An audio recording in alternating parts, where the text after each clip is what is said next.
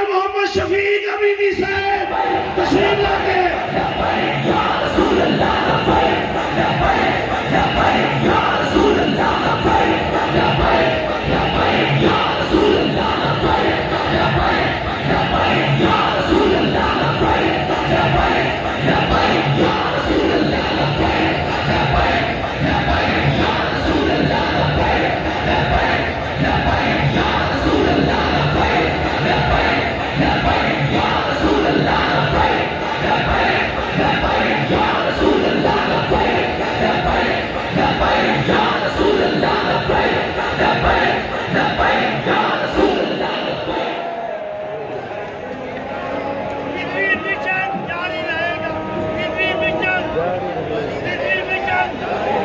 الحمد لله الذي علم الإنسان ما لم يعلم والصلاة والسلام على قاسم العلوم والحكم وعلى آله وصحبه سادات العرب والعجم.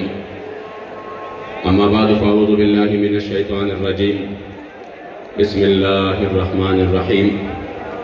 قال الله تبارك وتعالى في كلام المجيد وفرقانه الحميد: إن الله لا يغير ما بقوم حتى يغيروا ما بأنفسهم. صدق الله مولانا العظيم وصدق رسوله النبي الكريم الأمين. چاکی چے عشق نوی حقیقی خو ایمان نوی دا سے انسان خوی کافر سے مسلمان نوی او خور شحاغا سر و سترگی چے ہزار کرتا دا معشوقی دا درد خور و قربان نوی او مادر افسکاب پتے شہید کلی لاسانی دل برا. یہ میری خوش قسمتی ہے کہ ہمارے امیر محترم کو الحمدللہ سمجھ آ رہی ہے. مادر افسکاب پتے شہید کلی لاسانی دل برا چے دا محشر پر سخت ورز کی میں ارمان نوی او سوک چے استاپ زیبا جمال قسم خورم زیبا دل برا پدوارو کونو کی بستا گند جانان نوی. نو سوک چے شہدہ پا دل بر نوی محمد امینہ دا سے نا اہلا دے جوندے پدی جہان نوی. میں اپنی موضوع پر جو مجھے دیا گیا ہے اسلامی طرز ریاست، یقیناً اس موضوع پر میں مختلف وقت میں کیونکہ ہم سب کا انتہائی مختصر وقت میں ہم سب جس حسبی کو آج سننے کے لیے بیتاب ہے وہ الحمدللہ ہمارے درمیان ہمارے قائد محترم قائد عظیمت موجود ہے اور وقت بھی کافی ہو چکا ہے. تو آپ کو پتہ ہے ایسے موضوع پر جب بندہ تقریر کرتا ہے نیچے مجمع سے لوگ شاید یہی توقع کر رہے ہیں کہ یہ جذباتی اور ولول انگیز کتاب ہوگا اور ہم محظوظ ہوں گے. تو حضور امیر المجاہدین نے ویسی بھی جو محافل کا جو جلسوں کا رنگ ہے اور جو ہمارے روایت کارے تھے وہی اکثر تبدیل کر دیا ہے. وہ وقت اور وہ دور اب گزر گیا کہ لوگ یا ٹکٹوں کے لیے جاتے تھے یا لنگر اور نیاز کے لیے جاتے تھے. اب صرف اس لیے جا رہے ہیں کہ ہم ناموس رسالت کے اس کاج میں اپنا حصہ ڈالیں اور ہمیں اپنے کریم آقا کا ایک نگاہ ناز مل جائے. تو میں صرف اسی کو مد نظر رکھتے ہوئے اس بات پر مختصر گفتگو کروں گا کہ کفار کی یہی سازش تھی کہ مسلمانوں سے جو اس کا جو طرز سیاست ہے وہ مکمل طور پر یہ ان کو علیحدہ کیا جائے، مذہب کو علیحدہ کیا جائے، سیاست کو علیحدہ کیا جائے. سیاست میں وہ لوگ لائے جائے جن کو دیکھ کر کے قل ہو اللہ نہ آتا ہو، جو 3 سال بعد بھی کوشش کرے تب بھی غلط پڑے، اور ان کے قانون ساز اور آئین ساز اسمبلی میں وہ لوگ بیٹھے جن کو سورہ اخلاص بھی نہ آتا ہو، جن کو دین کے بارے میں بالکل کوئی بھی علم نہ ہو، اور جو ان کے علماء ہے، جو ان کے اسلامی تشخص ہے، ان کو صرف یہاں تک محدود رکھا جائے کہ آپ نے لوگوں کے سامنے نماز اور وضو کے وہ مسائل بیان کرنے ہیں. آپ نے سیاست کے ساتھ کوئی بھی رابطہ نہیں کرنا، سیاست اور چیز ہے، اور اس طرح مذہب پہ عمل کرنا بطور مذہب بطور نظام نہیں یہ اور چیز ہے. وہ اس حد تک کامیاب ہو گئے کہ انہوں نے علماء کو بالکل سائٹ پہ کر دیا، انہوں نے صلحاء کو بالکل سائٹ پہ کر دیا. کوئی عالم اگر منبر پر میرے مصطفی کریم کے نظام کی بات کرتا ہے تو لوگ اس سے اٹھ کے چلے جاتے ہیں. لوگ کہتے ہیں یہ مولانا سیاسی ہو گئے. اب انہوں نے سیاسی باتیں کرنا شروع کر دیے ہیں. تو اس کا نتیجہ یہ ہوا جو نظام میرے مصطفی کریم ہمیں دے کے گئے تھے اور آپ تشریف فرما اس حال میں تھے مدینہ شریف میں کہ آپ مسائل بھی بیان کر رہے تھے اور آپ پورے دنیا کو ایک نظام بھی دے رہے تھے، اور پھر خلفائے راشدین جو اپنے ممبروں پر بھی بیٹھے تھے اور جو اپنے فیصلے بھی کرتے تھے اور پوری دنیا کو ایک نظام بھی دیا۔ جب ان کے بعد ہم نے اس نظام کو صرف یہ کہہ کر کہ ہم غیر سیاسی ہیں، ہمیں سیاست سے کوئی لینا دینا ہی نہیں ہے، تو یہ جب ہم اس عظیم فریضے کو چھوڑیں گے تو آپ کو پتا ہے تنظیمیں بھی بہت ہے، تحریکیں بھی بہت ہے، بہت سارے لوگ انفرادی کوشش بھی کر رہے ہیں، اجتماعی بھی کر رہے ہیں، مگر پھر بھی ہر طرف ظلم و تشدد کا بازار گرم ہے۔ ہر طرف بندہ دیکھے تو انتہائی ماحول کشیدہ ہو چکا ہے، ہر طرف ظالم 300 قتل کے باوجود بھی وہ مسلسل ظلم پہ اتر آیا ہے۔ اس کے سامنے کوئی بھی وہ نظام نہیں ہے جو اس کے گریبان کو پکڑ سکے، اور ہر طرف کفر و الحاد کا بازار گرم ہے۔ یہ اگر ایک حکومتی نظام کے ذریعے ایک آرڈر ہو جائے کہ آج پاکستان میں یہ چیز نافذ ہو جائے گا تو ہم کروڑوں مل کر وہ نہیں کر سکتے۔ جو 200-300 بندے وہ ادھر جا کر جو ہمارے اوپر جو نظام مسلط کرنا چاہتے ہیں وہ صرف 100 ہوں گے، 200 ہوں گے، 300 ہوں گے، مگر اس سیاست کے تحت وہ کروڑوں کو کنٹرول کرتے ہیں۔ جب ہم نے اس چیز کو چھوڑا تو آج وہ ہمارے اوپر مسلط ہو گئے۔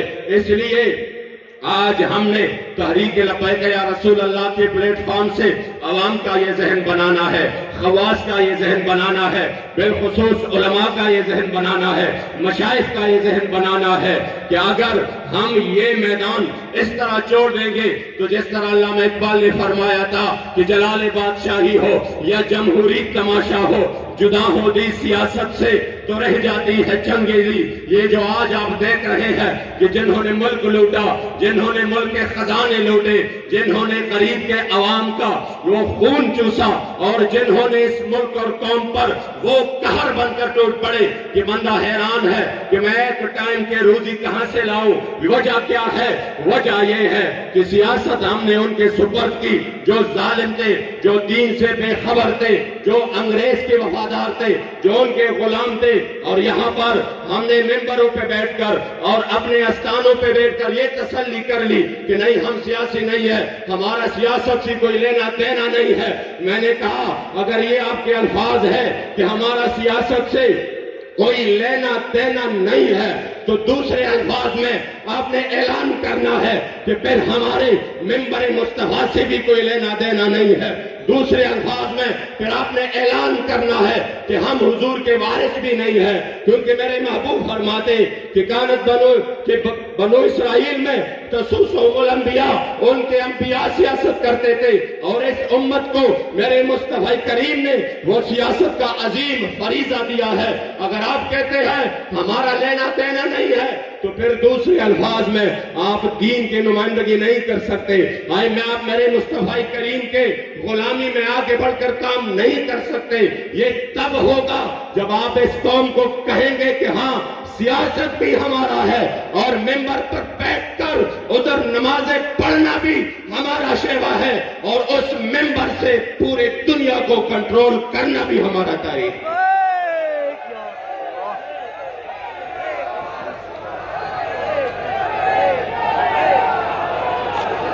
میں اپنے دادا حضور کے نشار کا کچھ ترجمہ بھی کروں۔ اکثر مجھے غلام غوث بغدادی صاحب کہتے ہیں جب بھی آپ پشتو شعر پڑھتے ہیں ساتھ میں کچھ ترجمہ بھی کیا کریں۔ میرے دادا حضور نے فرمایا کہ سیاست جدا قویل شریعت ازینے، جی سیاست جدا قویل شریعت ازینے، جو سیاست کو شریعت سے جدا کرتے ہیں، بیزار لحس بے وقوف ظالم شیطان فاخمہ، کہہ رہا میں ایسے بے وقوف ظالم اور شیطان سے بیزار ہوں کہ سیاست جدا قویل شریعت ازینے، بیزار لحس بے وقوف ظالم شیطان فاخمہ، اور دا سیاست بازی بوڑم دا شریعت پچوگان، دا سیاست بازی بوڑم دا شریعت پچوگان، کم ہزار زل سر زبد میدان فاخمہ، دا سیاست بازی بوڑم دا شریعت پچوگان، کم ہزار زل سر زپد میدان فاخمہ. اور یہ شعر آپ سن کر آپ کو لطف آ جائے گا. فرماتے چتر خوشبوزی دخلود محمد عربی، جن سے میرے مصطفی کریم کے پسینے معطر کی خوشبو یہ مہک رہی ہو، ایسی جوان کے پیچھے چتر خوشبوزی دخلود محمد عربی، سر پر تلی کے اسزوان پس روان فاخمہ. میں اپنا سر ہتھیلی پہ رکھ کر ایسے جوان کے پیچھے چلا جاؤں گا جو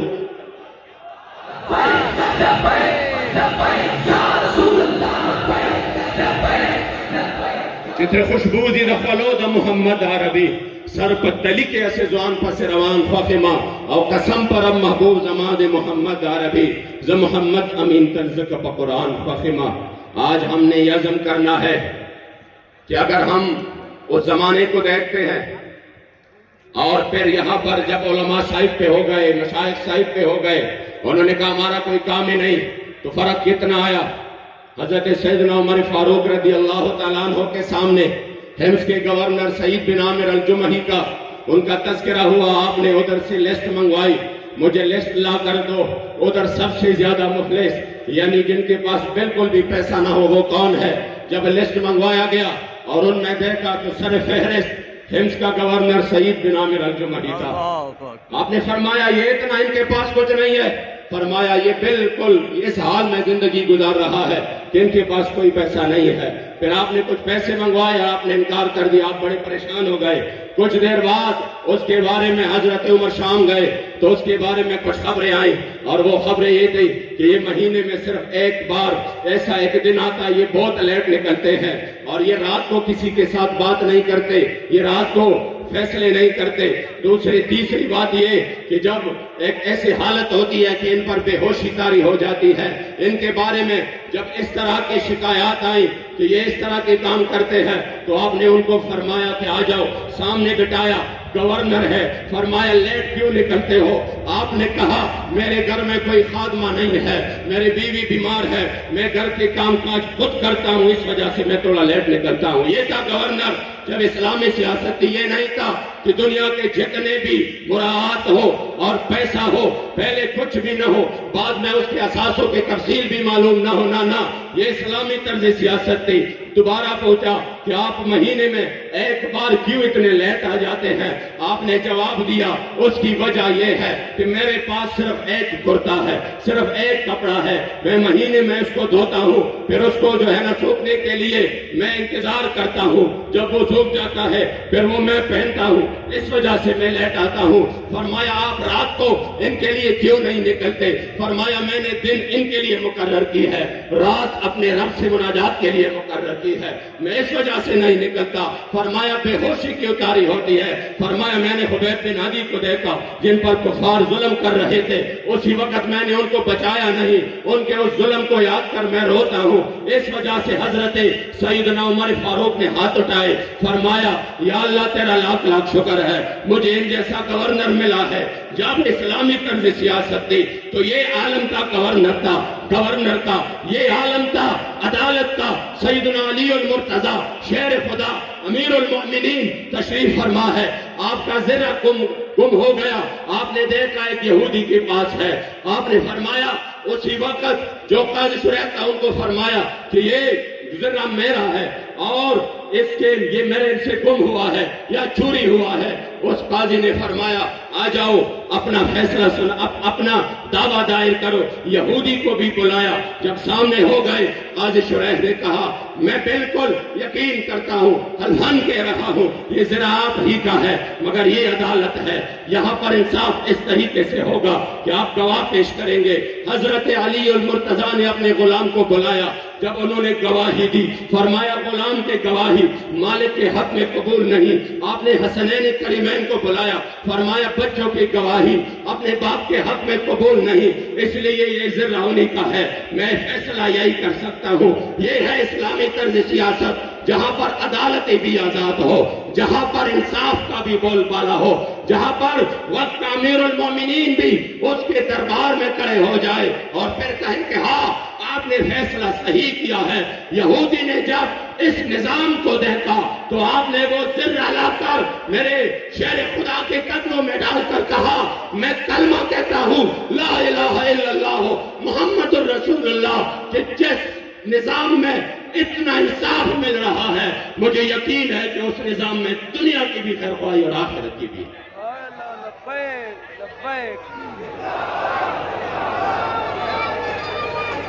اس لیے یہ ہم حضور امیر المجاہدین کا احسان کبھی نہیں بولیں گے کہ آپ نے اس قوم کو وہ سوچ دیا کہ آپ نے کہا کہ اگر بطور مذہب صرف آپ نے یہ کرنا ہے، نماز، روزہ، زکوٰۃ، حج، جتنے بھی معمولات ہے، اگر یہ اسلام ہے تو پھر سیدنا امام حسین کربلائے مولا کے میدان میں کیوں گئے؟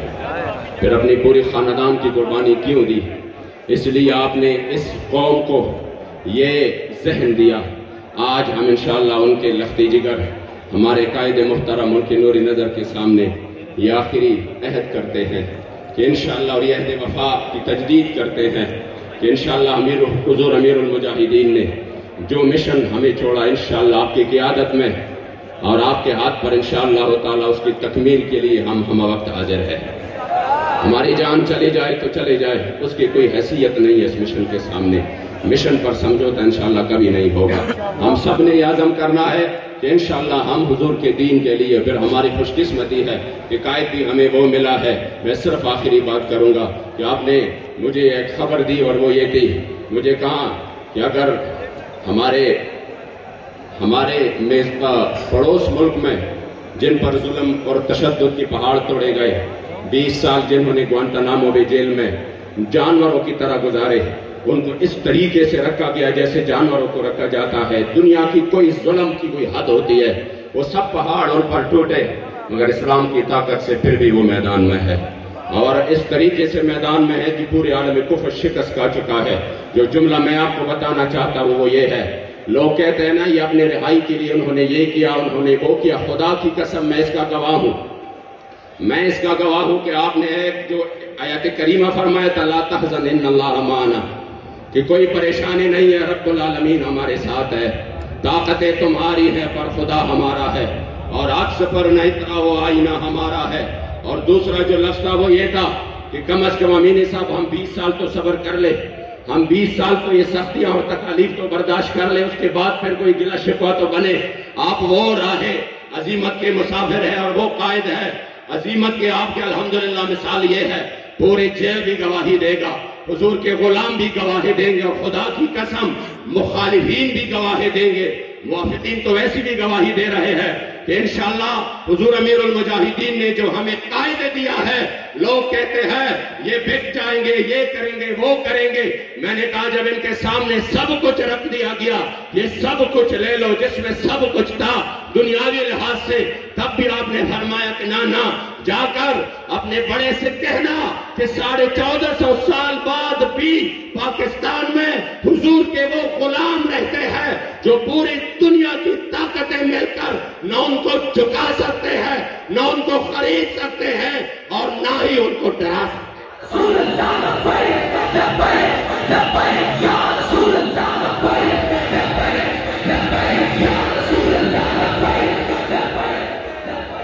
اب تشریف لا